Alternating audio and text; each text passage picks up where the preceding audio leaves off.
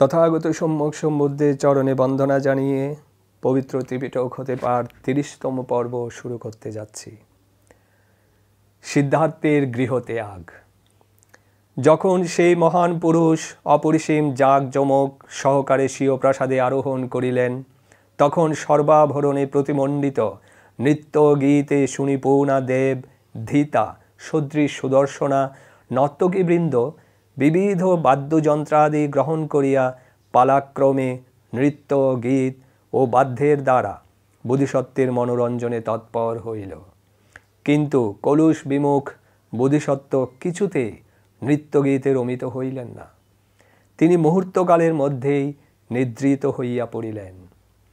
তখন সেই নর্তকীগণ ভাবিল, আমরা যাহার উদ্দেশ্যে এ নৃত্যসঙ্গীতের আয়োজন করিয়াছি তিনি তো নিদ্রিত হইয়া পড়িলেন, অতএব এই পরিশ্রমের আর সার্থকতা কি? এই বলিয়া তাহারাও স্বীয় স্বীয় বাদ্যযন্ত্রাদি ফেলিয়া রাখিয়া সকলেই নিদ্রাভিভূত হইয়া পড়িলেন। কক্ষমধ্যে একটি সুগন্ধ তৈল প্রদীপ জ্বলিতেছিল। নিশীথ রাত্রে হঠাৎ বোধিসত্ত্বের ঘুম ভাঙিয়া গেল।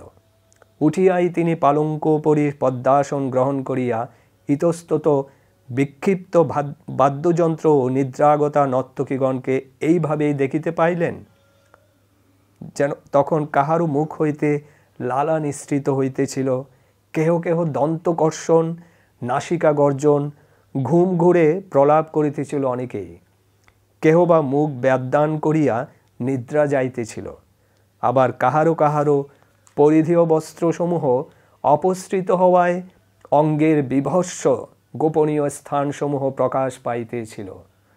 সেই সংবেগজনক বিভৎস দৃশ্য কুমারের মনকে কামনা বাসনার প্রতি আরও অধিকতর নিস্পৃহ করিয়া তুলিল। তখন দেবরাজ শক্রভবন সদৃশ সেই সুরম্য অট্টালিকা তাহার নিকট মানবের ক্ষতবিক্ষত মৃত দেহপূর্ণ আমোক শ্মশানের ন্যায় প্রতীয়মান হইল এবং সমগ্র ত্রিলোক প্রজ্বলিত গৃহবৎ অনুভূত হইল। ফলে অত্যন্ত উৎকণ্ঠিত চিত্তে তাহার মুখে এক বিরক্তিব্যঞ্জক মর্মবেদনার করুণ সুর উচ্চারিত হইল। এ সংসার বড়ই উপদ্রবপূর্ণ ও অসংখ্য যন্ত্রণাদায়ক।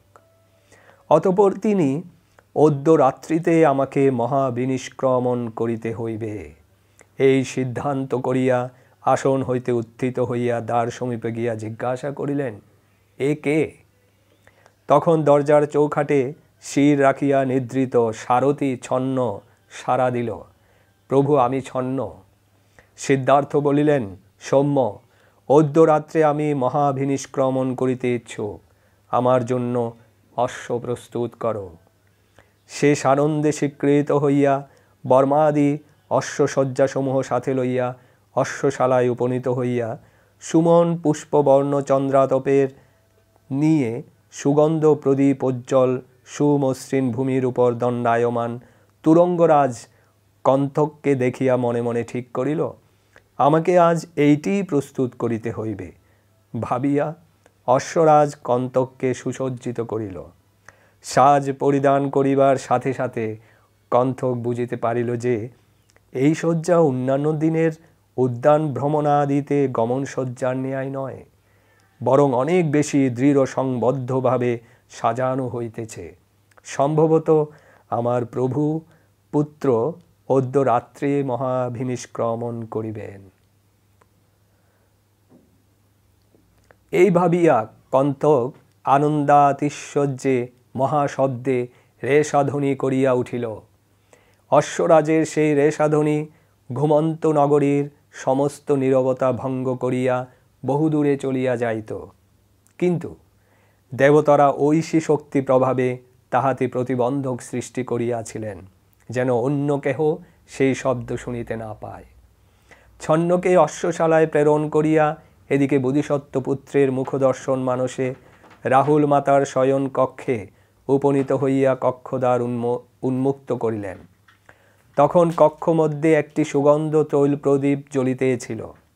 সেই অস্পষ্ট দীপালোকে তিনি দেখিতে পাইলেন মল্লিকা কুসুমাকীর্ণ শয্যায় রাহুল মাতা পুত্রের শিরে হস্ত রাখিয়া নিদ্রা যাইতেছিলেন।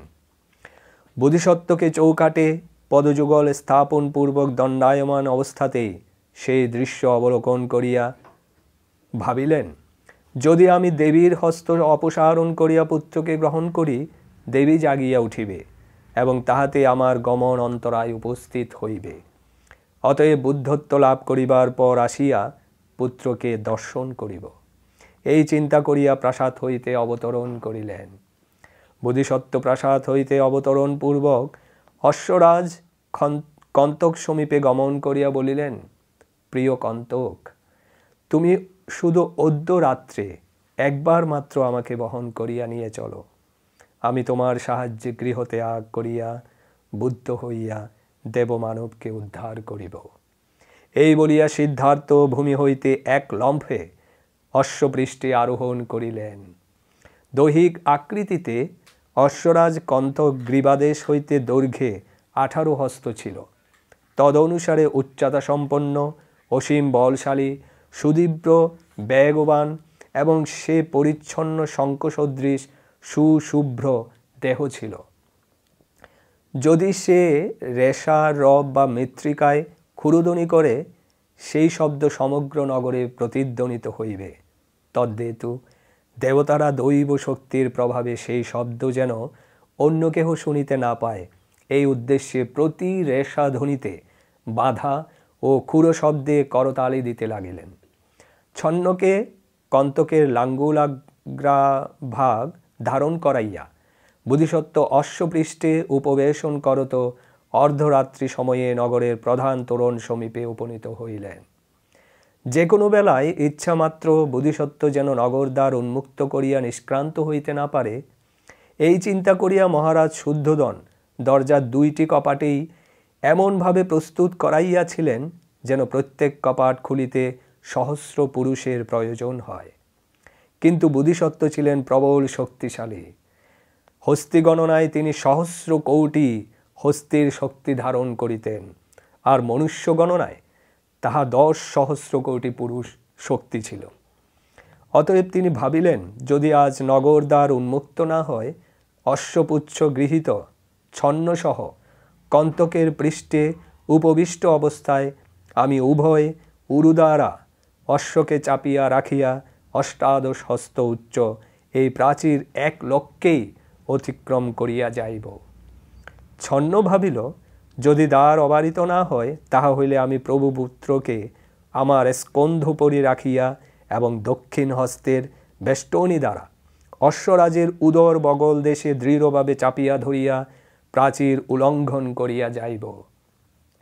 আবার এদিকে কন্তকও ভাবিল, যদি নগরদ্বার খুলিয়া না যায়, তাহা হইলে আমার লাঙ্গুল ধৃত ছন্নকে এবং পৃষ্ঠদেশে উপবিষ্ট প্রভুকে লইয়া সেই অবস্থাতেই আমি তড়িৎ গতিতে ওই প্রাচীর লঙ্ঘন করিয়া চলিয়া যাইব। যদি সেদিন প্রকৃতই নগরদ্বার উন্মুক্ত না হইত, তাহা হইলে তিনি 3 সিদ্ধান্তের মধ্যে অন্যতম সিদ্ধান্ত অবশ্যই কার্যকরী হইত। কিন্তু দ্বার রক্ষক দেবতা নগরের সিংহদ্বার খুলিয়া দিল। সব্বে সত্তা সুখিতা হন্তু। সাধু সাধু সাধু।